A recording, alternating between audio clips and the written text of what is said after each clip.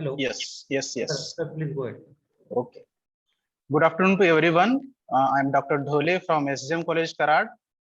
Today I'm here to introduce Dr. V.B. Jugale sir from Sangli for this particular faculty development program on research methodology and data analysis organized by Sadhguru Gadge Maharaj College, Karad in association with UGC, HRDC, SPPU Pune. So, Dr. V.B. Jugale sir was former professor of economics and director of Yashwantrao Chavan School of Rural Development and director of IQAC Shivaji University, Kolhapur. He retired in May 2015. He was professor and head Department of Economics during 2000 to 2006. He was the Dean Social Science faculty for the period of 2000 to 2005.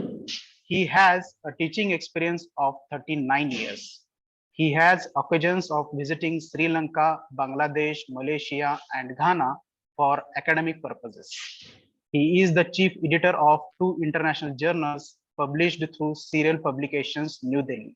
One is indexed by American Economic Association as one of the reputed journals. He has an honor of receiving prestigious UGC New Delhi Om Trust Swami Paramananda Saraswati National Award for Outstanding Work in Economics for the year 2002. He has contributed his abilities to various committees and working groups. He was former member of Governing Council, NABARD's Bankers Institute of Rural Development, that is BIRD, Lucknow, during 2005 to 7 and 2007 to 9. Governing Council member of NABARD's NAPCONS Limited during 2004 to 2006. He is the founder president of Center for Social Studies and Research, Sangli, and the expert nominated director of the Sangli Urban Cooperative Bank, Sangli, from 2007 to 2014.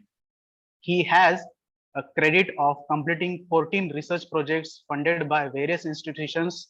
The projects include irrigation pricing, sugarcane pricing, sugar workers, horticulture, village banking, sugar factories, agricultural credit, subsidies, and cooperation. Some of his important research reference books, that is 15, are very prominent and accepted by the academic arena. Besides, he has brought up 10 booklets and occasional papers. He has edited more than 18 volumes of research papers published through Serious Publications, New Delhi. More than 138 research papers have been published in various international, national, and regional level referred journals. More than 169 research papers are presented in international, national level seminars and conferences. He has a credit of guiding 25 PhD students, 40 MPhil research works. He has provided the consultancy services to various organizations. He is the member of Board of Director, Independent Athni Sugar Limited. He is the life member of various international, Indo-American, Indo-Canadian, and national professional bodies in economic science. He has an administrative responsibilities shouldered as a member of various bodies in Shivaji University and other Indian universities.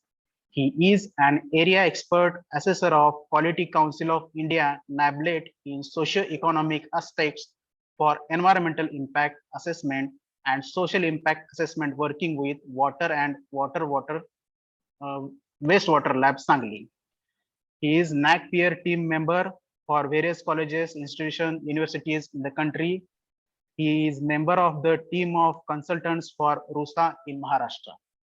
So with this brief introduction, on behalf of organizing committee, I welcome Dr. V.B. Jugale sir for this 1 week online faculty development program on research methodology and data analysis organized by SGM College, Karad, Maharashtra, in association with UGC, HRDC, SPPU, Pune, Maharashtra.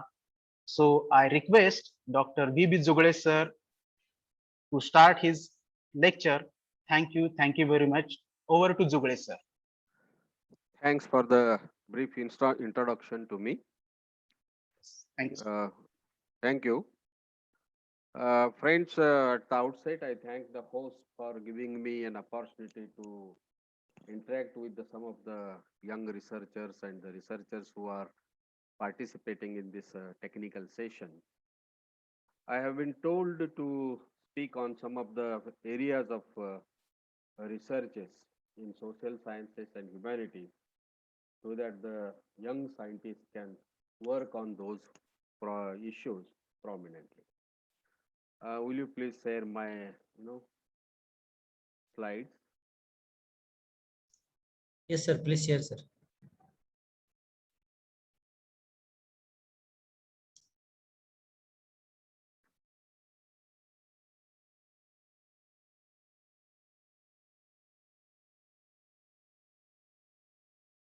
No.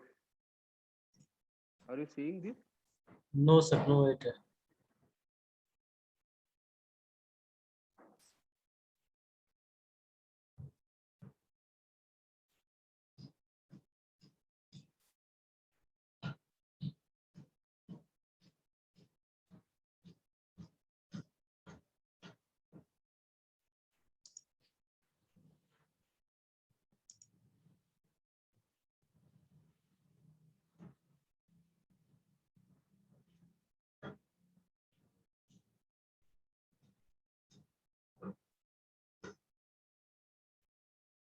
I think there may be some problem with that, but it's okay. It's okay. Friends, I would say that before you proceed to any kind of research work, a researcher must know some basics of research.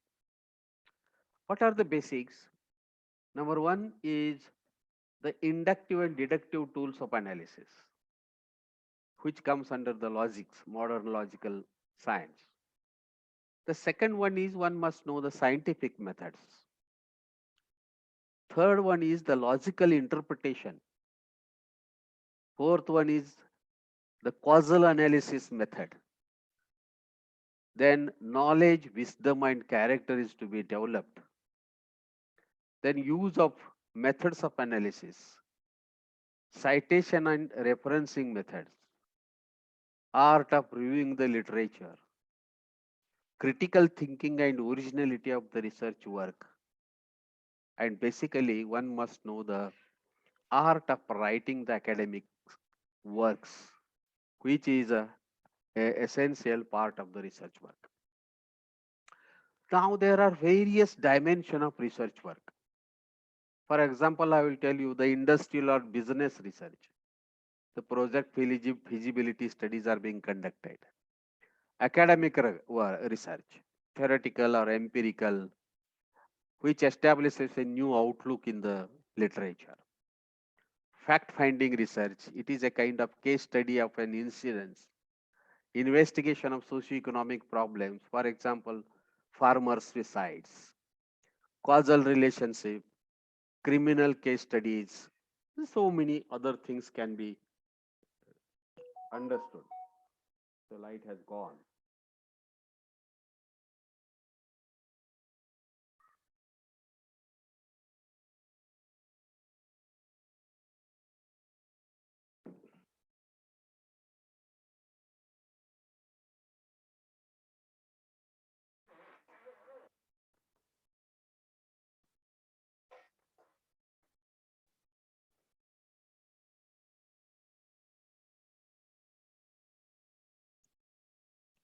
Hello. Yes, sir.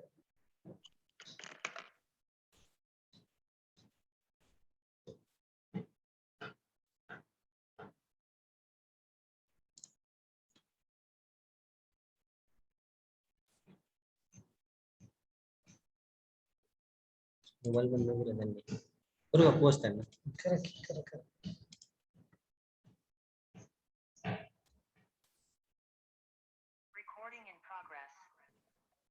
Okay, can you listen? Yes, sir. Yes, sir. Okay, because light have gone here, there is a problem. Okay, so friends, we were discussing about the dimensions of the research work. Sir, excuse me, sir. Huh? Sir mobile मधून join केले का तुम्ही आता? हो. ठीक आहे sir. Light गेली. Okay sir. Okay. Now there are so many dimensions of research activities, but basically my lecture is specialized in academic research output. Now there are three important components, and those components are very important when you are selecting for the research problems. One is the research problem, second is research methodology, and third one is the research writing. In most of the educational institutions, research methodology courses are being conducted. Even there is a huge amount of funding from the funding agencies for that. But actually, identification of the research problem and research writing, no institution has collectively worked on these areas. And these are the basic, things which are essential for the researchers. Now, in this perspective, there may be a separate session on how to write the academic things, how to select the research problem, and how to proceed for the research activities. Now, just now, P.S. Kamble has also mentioned the selection of the problem is very important. Without problem, you can't move towards the research activities. So many people confuse in this selection because mostly people select the topic and work on the topic. Selection of the topic means there is no problem at all. But if you are interested to work on the particular topic, then find out the problem in the topic. There are so many problems in a particular topics. And if this is being identified, then you are required to be highly motivated. Then you are a really interested person in the research activities. And there should be some practical value to your research. Without practical value to the research, there is no meaning.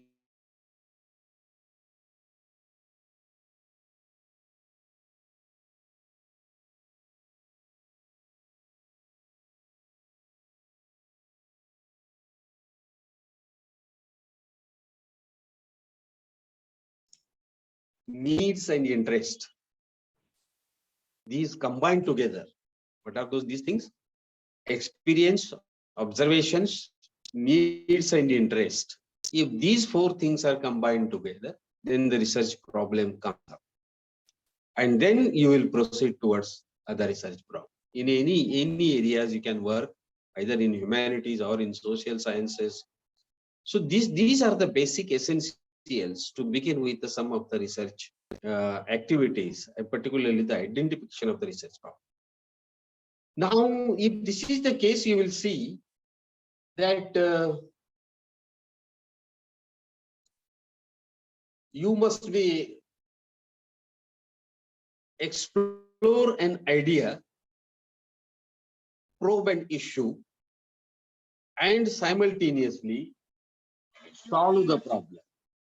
So if these three things are being happening, then that work will be a very perfect work. In most of the cases, you will see either in social sciences or in the humanities, the primary research and the primary source of data is being used. In some of the research areas, secondary research and the secondary source of data is also used. When you use the primary research and the primary sources of data, it is a first-hand observation. It is a kind of empirical studies that you are conducting. And based on the data collection, then statistical data can be interpreted logically, and that becomes a research thesis. In the secondary source of data and the secondary research, someone has done some research work, and you are interpreting that research for your research analysis. But in most of the social sciences and the humanities, you will see both forms are used by the researchers. Primary source of data is also there, accompanied with secondary source of data is also taken into account. So in that perspective, that becomes a very effective research for the use of the academics and even the policymakers. Now, research paradigms are basically categorized into two. One is quantitative research and another is the qualitative research. The quantitative research is basically depends upon the fact finding and data management system, and then interpreting the data in a very different manner. So some sort of inductive and deductive techniques of analysis is very much interesting in the quantitative terminology. In the qualitative research work, you see the assumptions are very important. It is a constructive and the naturalistic interpretive work, particularly post-positivism, post-modern perspectives are being taken into account. Mostly the historical research is a kind of qualitative research. And one must be very perfect in selecting whether I am working on the quantitative research or the qualitative research. So that will confine your destination towards the research problem. In physical sciences, you define the meanings with great precision. So there is no any chance of here and there, going here and there, because it requires a precision outlook. But in social sciences, most of the research problems, they are based on opinions, they are based on values, they are based on tradition, culture, rules, which are not precisely pinned down. So the humanities and the social sciences work in a different manner. Basically, in social sciences, in good old days, theory and methods were not concerned. But today, in most of the researchers, you see that theory is accompanied with methods, because methods is based on theories. Problematized theory, it is the beginning of the research work. It cannot be analyzed with the existing theory. However, some plural applications are also taken into account. So that is why one must understand, before proceeding towards the identification of the research problem, the theory and methods, how I am going to interpret the theory with the method, and then think of the application domain. Because these three important aspects constitute the theoretical or the empirical research work very systematically: theory, methods, and application. So in this perspective, you will see some of the topics or the problems can be selected for the interest of the researchers. Historical research is qualitative, comparative research is qualitative, descriptive research is qualitative, evaluation research is qualitative, action research is qualitative.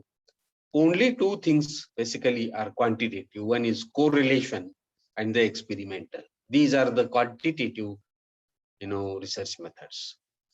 Similarly, even some of the apart from these qualitative and quantitative, there are some other issues. For example, ethnogenic, it is not quantitative. Feminist politics, not quantitative. Cultural, it is not quantitative. But there are some curiosity of applying mixed form of analysis are being taken into account in some sciences, and that part is very basically been understood properly. Now in researches, you will see what are the research areas. Since I belong to the economic science, I will quote some of the examples, because it would not be feasible to refer to the other subjects, because I would not be an expert in that area. In economic science, I would tell you the current issues in climate change, extremes, natural aggression has caused a lot of damages, human as well as the human natural assets.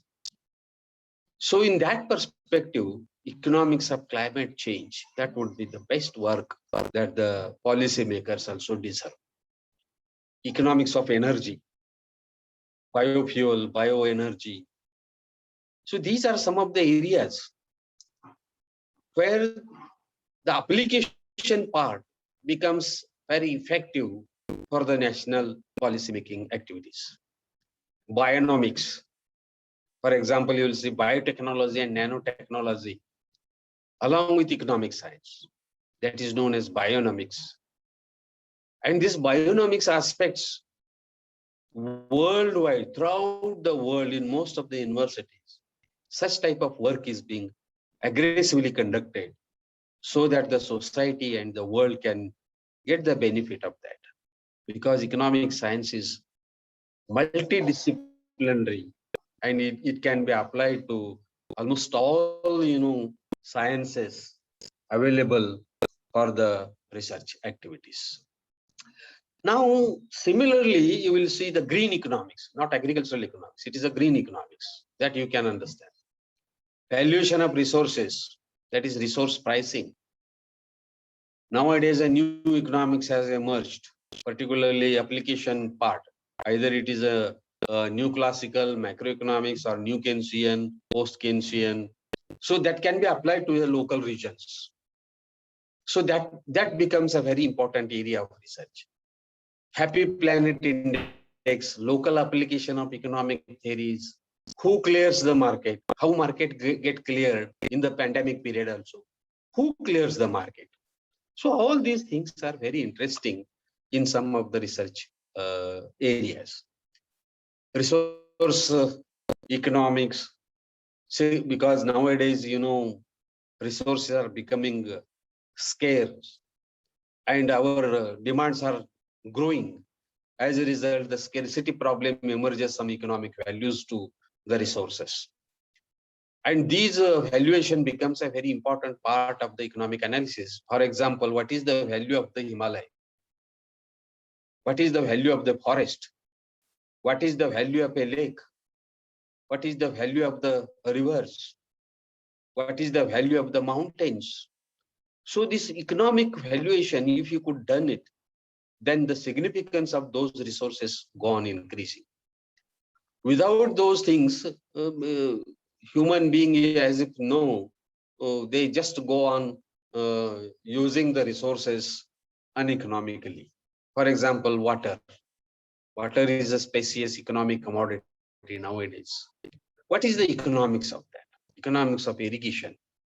So all these things are becoming very crucial as far as the solar, wind, biomass, geothermal, hydropower, public health, non-renewable energy sources, then human health care. So during the pandemic period, it is becoming very important. Life cycle, human livelihood, current GDP measurement tools and techniques. For example, the resource depletion, resource accounting, the resource depletion, development audit. So that is also becoming a very important tool of analysis. Resource valuation, it is a very challengeable, research activity that any researcher can entertain in that. But nowadays you will see, instead of isolating a subject-wise research activities, the interdisciplinary approach towards the research is growing. That is combining some of the social sciences with the physical sciences or the natural sciences and interpreting some of the analysis. Because, economic science basically it originates from the astrology. Astrology is a very old science that has developed in the Indian universities since the last, 5,000 to 6,000 years back. That was a very interesting area. Interdepartmental correlations in research activities is very important. So that becomes an inevitable part in the research areas. For example, application of game theories to current politics.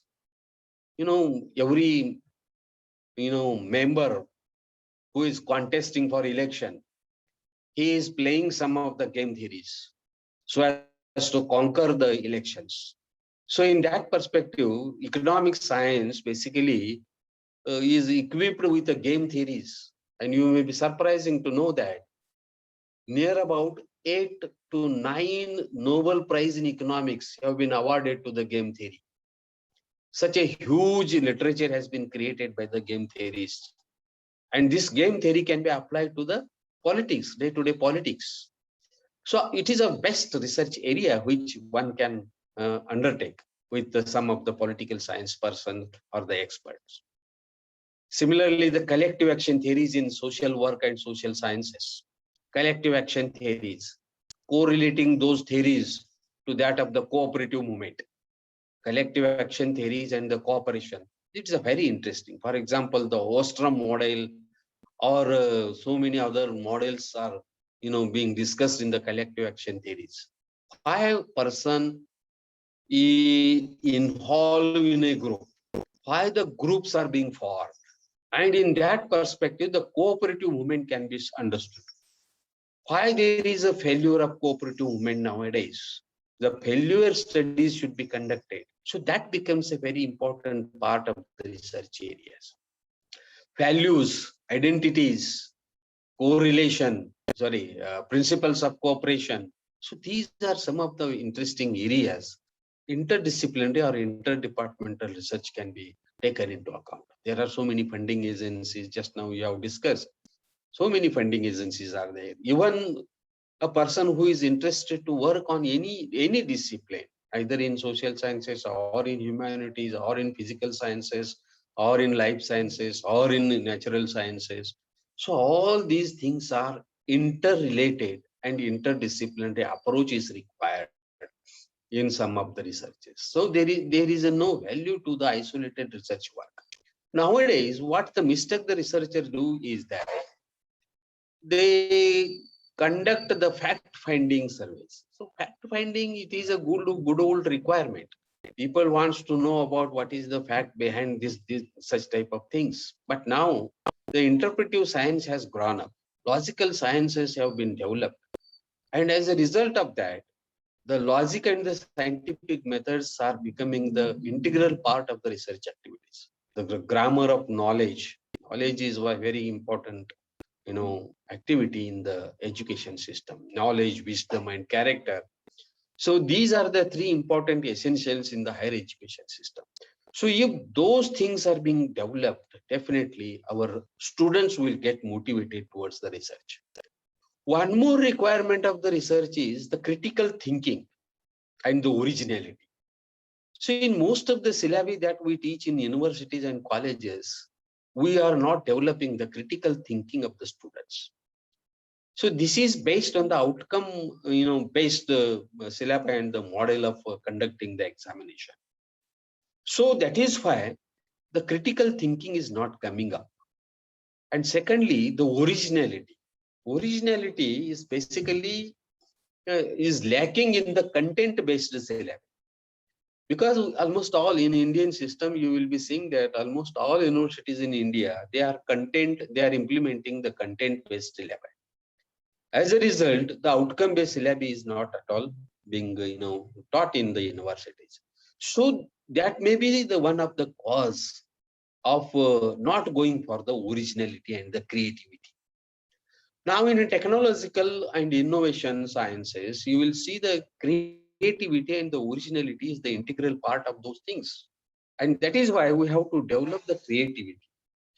Now in the current education policy, you will see the creativity is being considered, taken into account since the primary education. So once you develop the creativity in the early stage of the students, definitely students will be going for the critical thinking. Why this happens? What is the causal relations of it?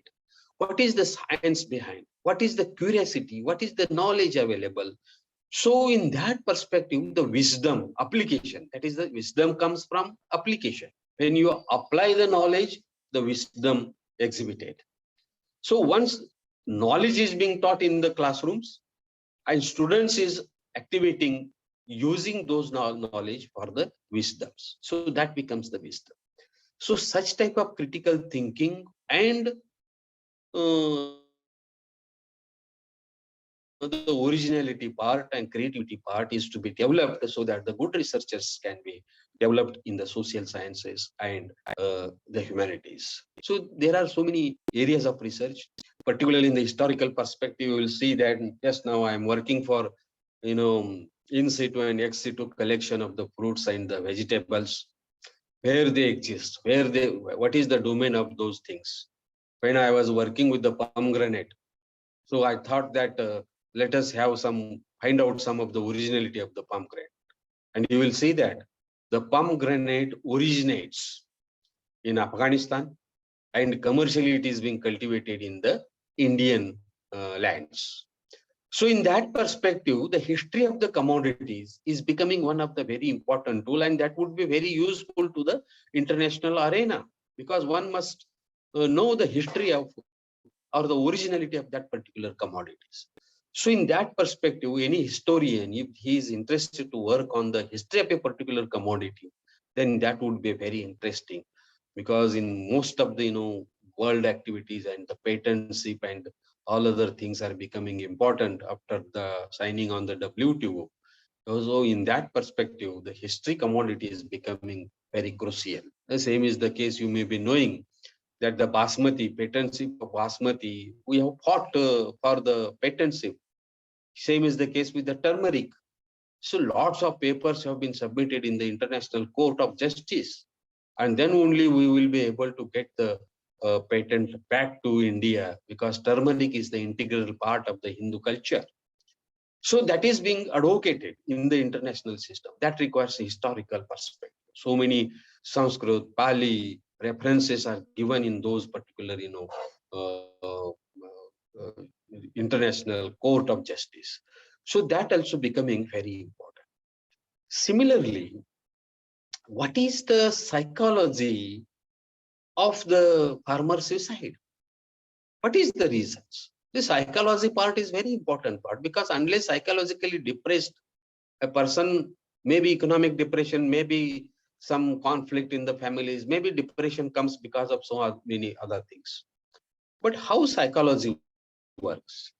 Why the suicides are becoming a crucial, grave problems? Agricultural system, in most of the agricultural dominating states, the suicides are taking place. Take, for example, Karnataka, Andhra, Maharashtra. These are agricultural dominated states. And basically, most of the chief ministers comes from the, agricultural families. And as a result, we are unable to control such type of suicides. What is wrong with all these things? There are so many committees worked on that particular suicide issue. There are 7 reports available on the website. But basic thing is that the psychological part is very important in suicides. Similarly, if you are working in the education, you take some examples. For example, those who have scored or secured ranks first in 50 at the 12th science or any subject, commerce or any, you take first 50 ranked students in the board examination, then find out where they are working today, how they are working, what is their emotional quotient, what is their degree of satisfaction of being a ranked person, are they able to apply their abilities to the workplaces where they are working. So these would be a very interesting areas in education sciences. So some people can work on that. So that will be a signal for the coming generations. So where they are working, because the emotional quotient becomes one of the very important tool of analysis today. An average student, he is successful in his life. He is best samsar making, activities. He's the best person to lead the whole samsar. But in most of the talented persons, so is this possible? So how they are working? What is their degree of satisfaction? So in that perspective, interdisciplinary approach can be taken into account, and you can work on that particular issues. Similarly, you will see some of the technology part is becoming very crucial since industry 4 and the agriculture 4 and IoT. IoT is also even digital 2. These are the advanced technologies which are coming up. For example, agricultural 4, so many sensors are coming up. In the 4th generation technology is being applied to the agriculture sector. I would say that 2030, you will see a complete advancement of the technological innovations in the agriculture sector. What would be the impact of that on the average traditional farmers? Is it feasible to him? Then what would be the agricultural tension, agrarian tension in the rural areas? So how far they will be able to understand the sensors, precision agriculture, nutraceutical farming, wireless agriculture, how to read the coded remote sensing data, how to decode it, how to interpret those things, what would be the forecasting of the climate change, how I should change my cropping pattern and the crop protection measures I should adopt. So in that perspective, it is becoming a very crucial on the part of the illiterate farmer. So then what is the future of the young generations who are newly becoming the farmers? Mostly they are very less, because every day 2000 farmers are leaving the farming because of the non-profitability conditions, and they are entering into the non-agricultural areas. If this is the case, then what would be the societal system in India? So in that perspective, some sociological and economical aspects can be integrated, and the interdisciplinary approach can be taken into account. Such type of works are very, very important, because nanotechnology, when we are using the nanotechnology in the agricultural system and the dairy sector, you will see that the whole dairy sector is changing. People are unaware of all these things, but I know, I have seen some of the foreign dairies. I visited some of the foreign dairies. So there you will see, if the milk animal passes through that sensor, the sensor gives complete picture of that particular animal. When it is going to fail ill, what would be the nature of the disease? So future forecasting is also being done through those such type of sensors. If that comes in the dairy sector in India particularly, you will see that a lot of changes are going to take place in the system. But unfortunately, dairy sector is not working perfectly. Farmers are not happy with the current pricing of the milk, because they are not being remunerative. Prices are not being got by the farmers. So in that perspective, on the other side, market requires the dairy development. In the May, Government of India has given some of the incentive scheme to the food processing industry. What is the amount? 10,900 crores.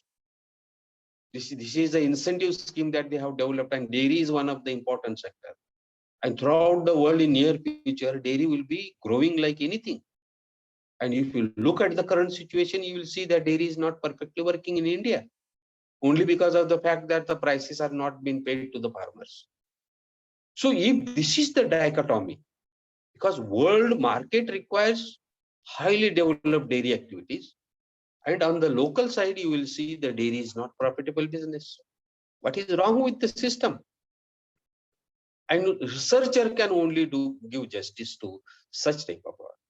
So when I work on such type of issues, I think that the young generation should come and undertake such type of studies, so that it will be very, very useful to the fourth generation.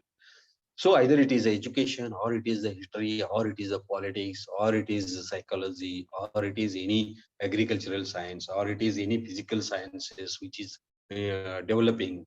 So all these sciences, forget about what is the science and what is the subject, but research, interdisciplinary approach is very much interesting, and anyone can work on such type of things.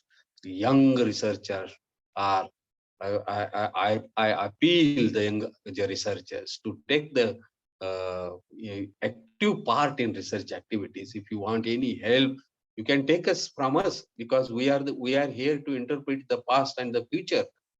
and we are a kind of linkage and be useful to the young people. So with this, I thank the host and the coordinator, principal, and his colleagues for giving me an opportunity to interpret on such some of the areas of research. With this, I thank you, all of you. Thank you. Thank you. Thank you, sir. Thank you. Indrajit, sir. Dole, sir. Are you listen? Yes. Am I audible? Yes, sir. Yes, sir. Please. Okay. Thank you, sir. So it is a great privilege to propose vote of thanks. First of all, I would like to thank Dr. V.B. Jugale, sir, for accepting our invitation for this particular faculty development program. In his lecture number 4, he delivered the importance of research, some important points regarding research, agricultural research, and important is importance of young researchers to do research. He touched the points like nanotechnology also. So on behalf of organizing committee, sir, I would like to once again thanks for delivering this session. Thank you very much, sir. Thank you. Thank you. Thank you. Thank you, sir.